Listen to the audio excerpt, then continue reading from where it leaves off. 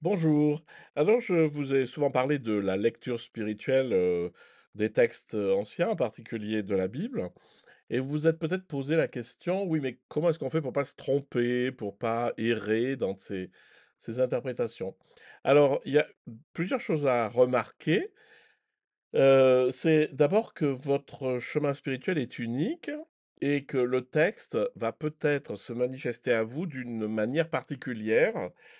C'est-à-dire, ça va résonner avec certaines, de vos problématiques ou de vos structures. Donc n'oubliez jamais que le chemin spirituel est éminemment personnel, hein. Donc s'il n'y a pas une interprétation spirituelle d'un texte.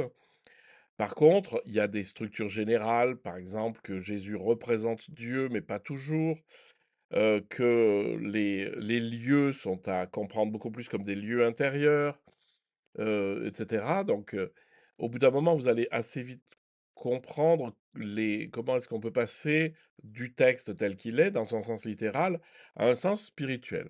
Mais ne vous faites pas de soucis et c'est-à-dire, soyez créatifs. La vraie question, c'est: «Comment est-ce que je peux être sûr de la pertinence de ce que j'ai trouvé?» Alors, c'est pas compliqué, tous les mystiques vont vous le dire.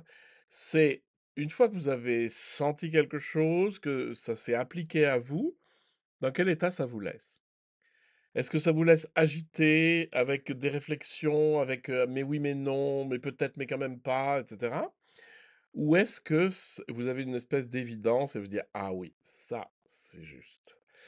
Et ben voilà, c'est ça le critère. Le critère, c'est l'état dans lequel ça vous laisse.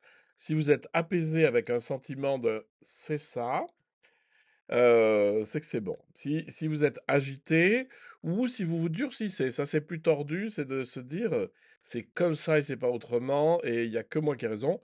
Là, généralement, on est à 2 doigts de la, dictature, voilà.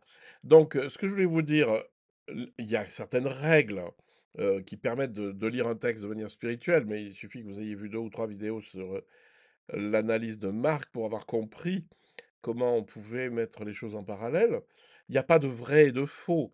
Il y a juste, est-ce que c'est efficace dans ma pratique ou pas? C'est-à-dire, est-ce que ça me met dans un état meilleur, d'ouverture plus grande? Et là, c'est que c'est bon.